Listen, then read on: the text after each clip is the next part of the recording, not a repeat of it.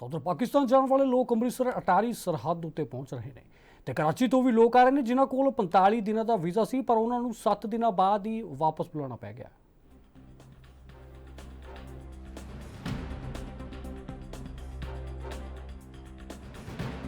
मेरा नाम रिजवान है। रिजवान जी, कब शादी हुई थी आपकी? मेरी 6 महीने पहले शादी हुई थी। तो आपकी बेगम कहाँ से रहने वाली है? मेरी बेगम पाकिस्तान की रहने वाली है, कराची की।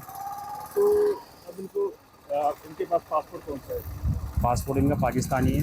इनको जाना पड़ रहा है? इनको जाना पड़ रहा है। 45 दिन की वीज़ा लेकर आई थी, तो मैंने सारे जो भी थे फॉलो वो करे।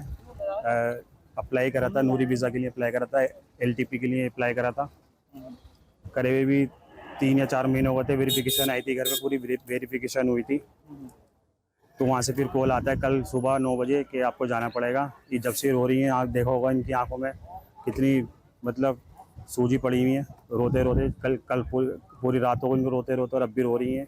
ये जाना नहीं चाहती हैं, लेकिन क्या करें, मजबूरी है, ये जानी पड़ रही है। मेरी वाइफ प्रेग्नेंट है, बताओ क्या करें, कुछ समझ में नहीं आ रहा। पिता बनने वाले आप? जी हाँ। अब माँ पिता का सपना होता है कि पहले बच्चे को पास हो। जाहिर सी बात है, तो सबको दिख रही है कि हाँ, लेकिन ये जो भी हुआ है गलत हुआ है। सरकार ने गलत करा है, भाई खासतौर पाकिस्तानी शादीशुदा महिलाओं के लिए बहुत गलत करा है। इसके बारे में सरकार को थोड़ा सोचना चाहिए था। शादीशुदा महिलाओं के लिए, पाकिस्तानी के लिए सोचना चाहिए था, जिनके बच्चे उनको सोचना चाहिए था। लेकिन जो हुआ है, अटैक हुआ है, वो उनके लिए मैं बहुत ज़्यादा दुखी हूँ। ऐसा नहीं होना चाहिए था। इरम, कहाँ के रहने वाले हैं? कराची। कराची के रहने वाले हैं। हाँ। कितने दिन का वीजा मिला था? तो कहाँ आपकी मैरिज हुई थी? कितने चिरों को मैरिज? 45 डेज का वीज़ा मिला था और शादी को 10 साल हो गए मेरी। 2014 में आपकी शादी हुई थी? जी।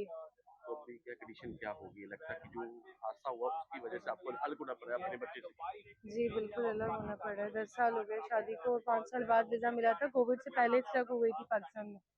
बहुत मुश्किलों से तो वीज़ा मिला था और अब अचानक से 6 डेज में जाना पड़ रहा है। बच्चे की एज कितनी 8 इयर्स की। है? पहले भी कितनी बार हुआ आपको? कहीं 6 दिन में जाना पड़ा यहाँ पे? जी, 6 दिन में जाना पड़ रहा है मुझे। तो लगता है कि कर कोई ये रहा है तो मुख्तलिफ फैमिली को पड़ा है। जी, बिल्कुल ऐसा ही है। कर कोई रहा है, भुगत कोई रहा है और उनको थोड़ी इफ़ेक्ट होगा। हमारी फैमिली खराब हो रही है, वो कौन लगते हैं हमारे? कुछ नहीं लगते।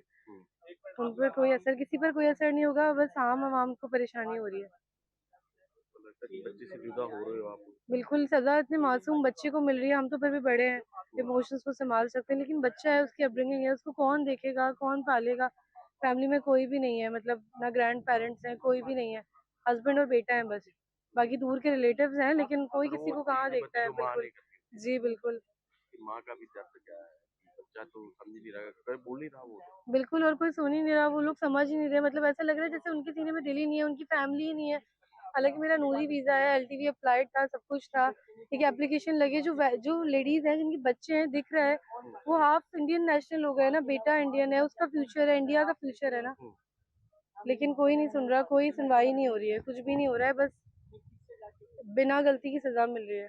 सरकार को कोई अपील करना चाहोगे आप? बिल्कुल अपील करना चाहूँगी कि या तो जाने ही ना दिया जाए और अगर भेज भी रहे हैं तो जल्द से जल्द जो उनके पास पूरा रिकॉर्ड है जल्द से जल्द हमें वापस बुलाया जाए, क्योंकि वहाँ पर एम्बेसी इस्लामाबाद में है और 6 मंथ्स तक पासपोर्ट स्टक हो जाता है। कोई सुनने वाला नहीं है, मतलब कुछ नहीं हुआ, अब तो कोई स्पॉन्सर भी नहीं करेगा, तो गवर्नमेंट खुद से बुलाए हमें कि भई ये लेडीज़ हैं और इनको वापस बुलाया जाए, मतलब अब हमें खुद वीज़ा इश्यू किया जाए। तो लगता है कि फैमिली जुदा हो रही है। बिल्कुल जुदा हो रही है, आपके सामने देखें छोटा-सा बच्चा है।